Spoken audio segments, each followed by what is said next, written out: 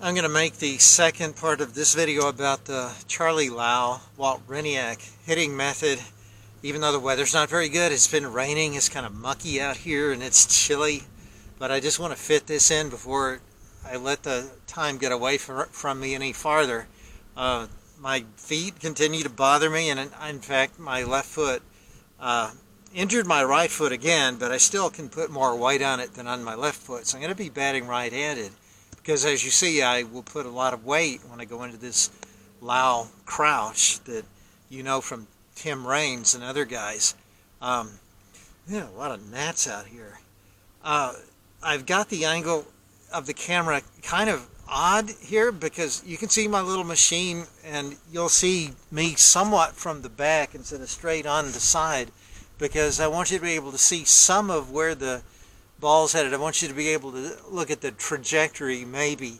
I'm going to make a point about that afterward, but the first few rounds I'm going to hit one way and then I'm going to change something very subtle. I'm not even going to tell you what it is at first. You can see if you can spot it, but I expect to have slightly but notably different results when I change that one little thing.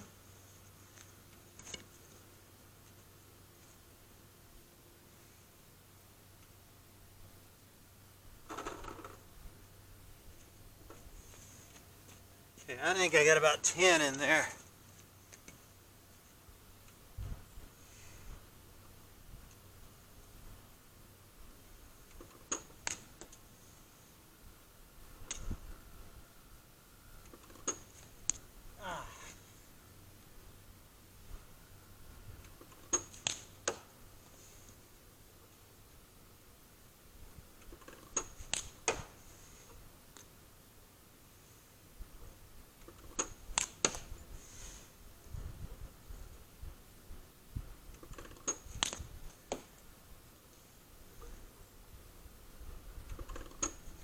Oh.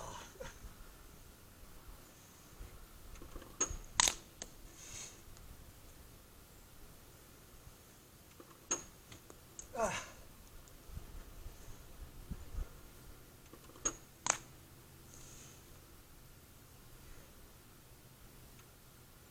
that it? I guess so. I surprised myself there. I got some pretty good wax in. And I do not normally hit right-handed, although I write right-handed. But that was pretty good. I think I'm going to go ahead and make the shift now. I thought I might have to do several rounds, but I got some good swings there, so I'm going to see if you can see the little alteration in my swing that I'm going to make this time.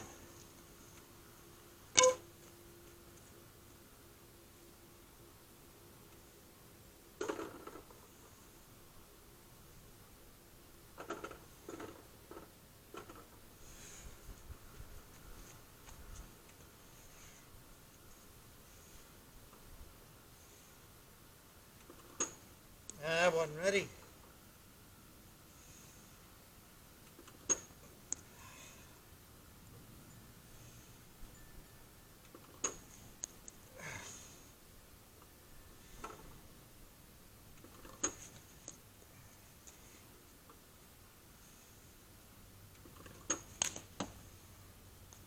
It's messing me up.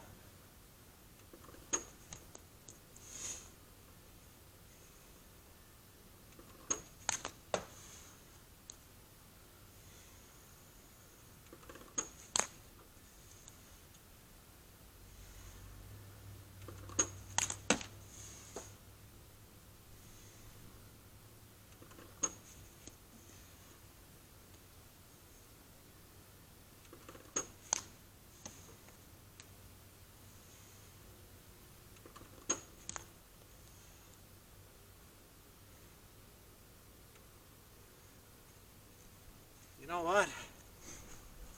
That was experimentation in action. I had not rehearsed that, and I actually, obviously the first swings got better results. So I'm going to shift back to what I was doing before and see if that actually is a better swing. I don't know if you saw what I was doing differently this time, but it doesn't seem to have worked very well.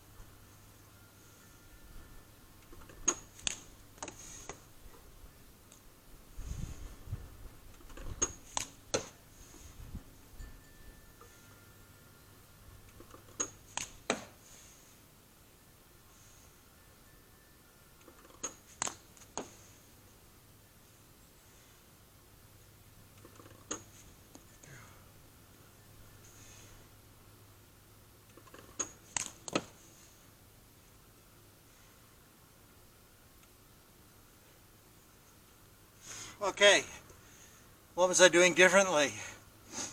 My second time around, when I went back, I was actually trying to come forward and let the bottom hand lift up on the handle a little bit so that I was cutting straight down and farther, carrying that cut, that level downward cut, farther into the pitch.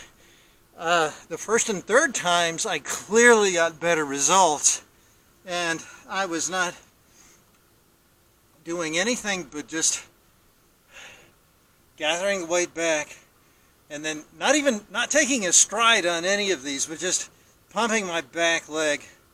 And then that's my stride, essentially. That's my weight shift when I bring the back knee up.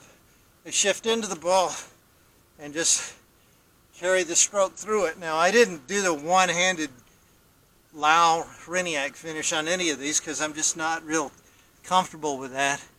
And you don't have to do it, but it was sort of the signature of the swing. I thought that, I don't know, I'm confused. I really thought that I was going to get better results by letting the swing carry downward farther. But there's got to be some reason why that didn't work. Of course, the bottom, the half of the body is almost immobilized, but for that pump of the back knee. So maybe you really do, for this downward stroke that we like in small ball success, as we've said over and over in other videos, is not really downward if you're shifting your weight forward. The weight shift carries the bat. Seems as though you're stroking down on it. But because you have that weight shift so emphatic that often the back foot will get completely off the ground, as happened with Clemente and Aaron sometimes, the swing not only carries farther into the ball, but it levels off. Now in this setup, in fact, I was, again, just coming up after pumping the knee, but I wasn't really carrying forward emphatically. So maybe bringing the bottom hand up and then trying to slice down into the pitch, I think that was truly taking the bat maybe too far down into the ball. So I probably didn't obviously I didn't get the kind of contact I wanted. I thought I would hit more line drives, and I thought with the other sort of just more natural stroke that I was taking with a little dip in it, I thought I'd probably get some pop-ups, and didn't. I got some really good contact. If I had to hit right-handed, just right off the bench with my skill set and not being very good right-handed, this would be a really good approach today. It's very simple, and you notice that you probably couldn't tell I was a little bit closed, but you could tell, I'm sure, that most of this was going to right field. I love it when right-hand hitters hit to right field. One of my favorite guys when I was growing up to watch was Julio Franco. He almost made it to 3,000 hits, and he did it by going to right field. Of course, Hornsby and other guys were back in the Deadball Era were famous for doing that too. There's a lot of real estate over there in right field for you right-handed hitters, and with this Lau swing, I think it's really easy to exploit that. So, surprising demonstration here for me, but a productive one, I think.